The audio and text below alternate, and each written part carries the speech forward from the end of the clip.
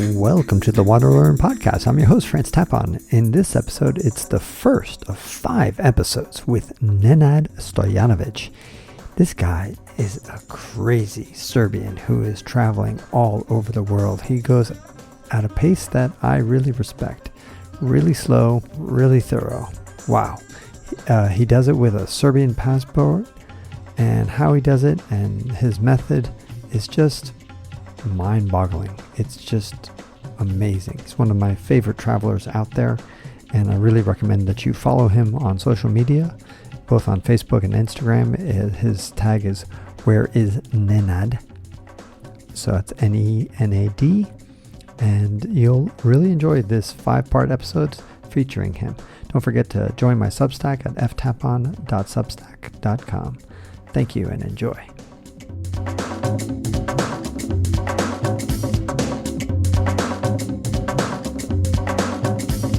Welcome to the WanderLearn show. I'm your host, Tapon. I'm here with Nenad Stojanovic from Serbia. Oh, you pronounced it right. Oh, You're God. A few people who can. Okay. Most Serbians cannot pronounce Stojanovic right. Maybe. Anyway, Nenad is remarkable for so many reasons. Well, first of all, a little bit of background. We met roughly around 15 years ago when I was couch surfing in Niš, in the big town of Niš in Serbia, northern Serbia. Southern Serbia. Southern Serbia. Do you know where you were like 15 years ago? I don't know, fucking idea. Anyway, so, but I also met Nicola at the same time. Yeah.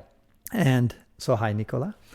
But here's what makes Nenad so cool is the fact that he has been traveling for years, basically since I met you. In fact, even before I met you. Pretty much, yeah. Like about 16 years now. 16 years or so. Mm-hmm. Pretty much more or less nonstop, and does it with a Serbian passport. That's the only passport he's got, which is just a mediocre passport, maybe slightly above average as far as power, and then a limited budget, or at least limited spending, let's just say it that way. Yeah, correct. I mean, I don't really spend on unnecessary things. Right. Let's say it this way, yeah. Right. And so the number one excuse most people have, well, actually, there's many excuses people have for why they don't travel. First of all, a lot of people like to say, I'd love to travel the world. Oh, I admire what you do. I want to be like you. You've heard this all the time, right? Yeah, but I don't have money. I don't have time. I also been kids. They say all over the world, including here, all over the U.S. and North America. People say the same thing. Actually, they say the same thing all over the world. Right. They have money, time, or they have children. Yes, or they think like they. Yeah, in traveling in the U.S., actually, a few people told me one lady told me I would like to travel, but it's so difficult getting passport. Like I don't even have a passport, and I'm thinking well, imagine you have Serbian passports, and and then you have to apply for visas, not really passport. Here, at least you have to apply for passport only. Right. You don't have 2 steps to jump through. Yes, and the visa thing is something you have to go through repeatedly. So the point of this podcast episode is to inspire people to say, you know what? Enough of these fucking excuses. If Nenad can go around the world as much as he has, then maybe you can too. Okay, so tell us, just to give a brief overview of where you have been, what you've traveled. Just for example, recently, you came to my mom's house here. Yeah. Well, I've been traveling more or less 16 years around the world, and out of that, probably 13 years out of Europe. Ever since I left Europe, I've been spending years discovering different countries and places along the way. So briefly enough, I spent almost 5 years in Asia, and then you lived almost 2 years in China. I lived almost 2 years in China on 2 different occasions. I lived in Indonesia for 1.5 years, and the rest of the time I just explored all the other countries. And Indonesia is one of your favorites. Indonesia is one of my favorites, I think. And after that, I spent 3 years in North, Central, and South America. I wanted to spend longer, but then COVID kind of changed my plans. This year actually changed the plan to many other people. So anyway, in that, then I changed the continent, and I ended up in Africa for another 3 years. And what were those years? Do you remember roughly?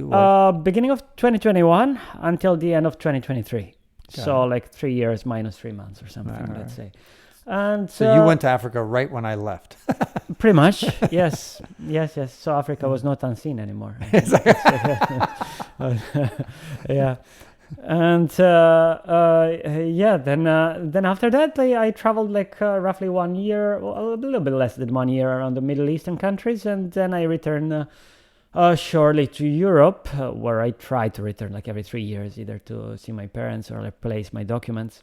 And this year I returned to North America to continue, to do a second leg of my cross-American journey, which has been taking me around like 70,000 kilometers on my first leg, and now I've added probably around 30,000 kilometers more. So I believe I've crossed a bit over 100,000 kilometers across American continent so far, only by roads, by land. Right, and that Not counting that's like few planes that I took. Like nearly 70,000 miles. Yes, I like to travel over land, because in that way I like to connect my my map with places along the way and feel the diversity. I feel how the world evolves. Yeah, how it melts from one place to another, like how the landscape is changing. Speaking of which, by the way, the cultures are connected. And Nenad, yeah, what about one thing I find fascinating? I agree with you. I travel a lot over land as well, and I love it.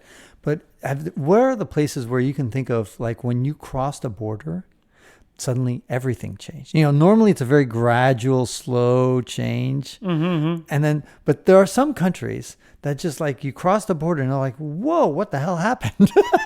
and of course the border is not like some major mountain range like the Himalayas. It's like a totally artificial complete cultural change. Yeah, sure, there are such borders. Everything changed the moment I stepped into China from Kazakhstan. Like China is so different, and I would divide the world between like China and the rest of the world. It's how the difference is. Yes, suddenly, like I couldn't explain myself even by body language, which used to work sometimes, like in some countries where I'm not speaking their language, body language and sometimes common sense would work, but not always in China, let's say.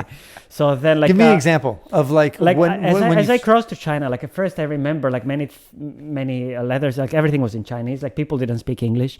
Even like slightly English. Some people spoke like barely some English, but it's not only about the language issue. Like it's, for example, like I would, people still, they're very friendly and helpful, and they want to help, but then they just waste my time. Like, for example, like once I was trying to go somewhere. I remember, like, it was like, first time when I've been there, like 13 years ago. Like, and there was like one person, then suddenly 5 people, then suddenly 20 people just around me, like not really letting me leave until they help, but they were not really helping. And they say like, oh, okay, we should call police to help you. So police came, and then they wasted a lot of my time. And then they realized, oh, we know, how should we help you?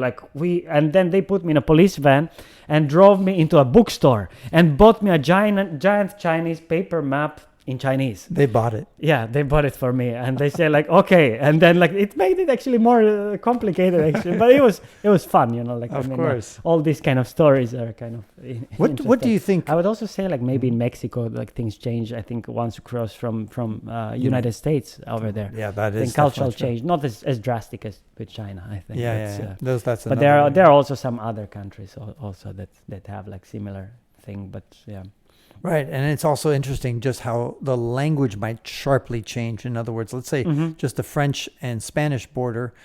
Literally, you're on one side of the border, you're talking in French, and then literally you cross like less than a kilometer, and then suddenly everything is in Spanish. Everybody's talking in Spanish. It's just funny. Yes. In Europe, it's like, it's not so bad. Draw a line. Especially like, It's like, bam, it's like instant. It's not like some like 50-50 where we're going to speak a mix of Hungarian and some other language. For sure. But anyway, so tell me about your Chinese experience. I've never been to China, and I was curious, like, what is like not obvious from people who are seeing China from afar, like me, never having been there. What shocked you when you first got there? You mentioned a little bit about what shocked you, just kind of yes, there is a huge cultural gap.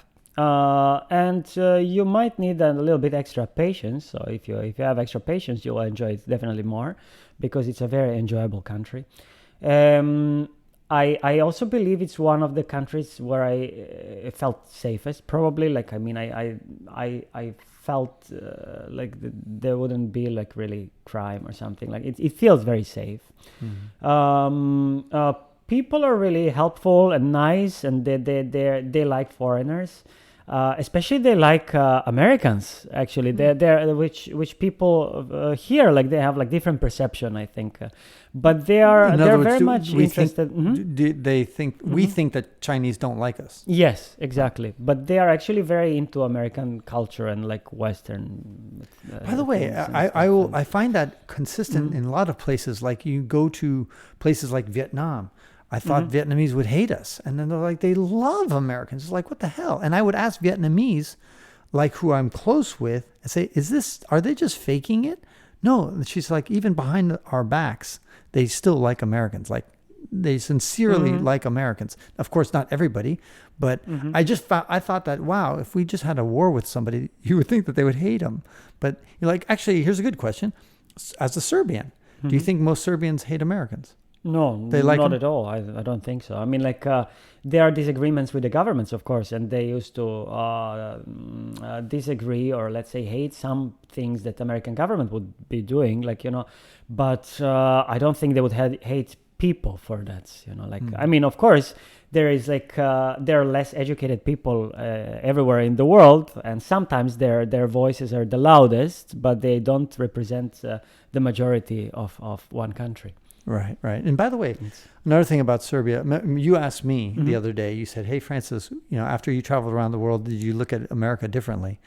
I asked the same thing to you about Serbia. Do you see Serbia differently? Absolutely. I mean, like when you travel like and you see like how people live around the world, I think you get to appreciate a lot of things that we have been privileged to have. And many people like struggle with these basic things that we just take for granted, like electricity or water, like other stuff. Yeah, exactly. Right, or just safety.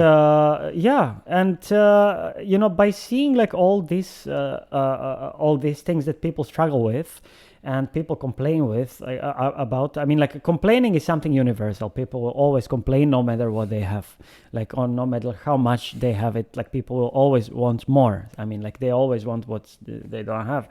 And it kind of taught me, like all these things, to appreciate much more what we have, what we can enjoy. I mean, like like you have nice weather here. Not everyone is lucky with the nice weather. Then we have a good health. I don't know, we have like food that other people are struggling to get or something, or like there are so many little things that made me appreciative of my own country or other countries, and even like the less developed countries, I appreciate what they have and we take for granted. For example, I don't know, community-oriented countries. In some more developed countries, people forget about the basic human values, I think. And we don't treat our family members and our friends the same level as they do in some other countries. So they have, in my opinion, sometimes much more than we have illusion to have. It sounds like you're thinking about Colombia. No, not only Colombia. I'm just thinking of Malawi, actually. Oh, okay. For example, and some other African countries. Colombia is actually much more developed country than many people. No, but they're very family oriented, very friend oriented. I would say. Yes. Many countries in Latin America are like that, and many countries in Africa, of course, are like that. Right. And Asia, of course. I mean, sometimes it can be overwhelming and can be too much, and it can make us how to say, like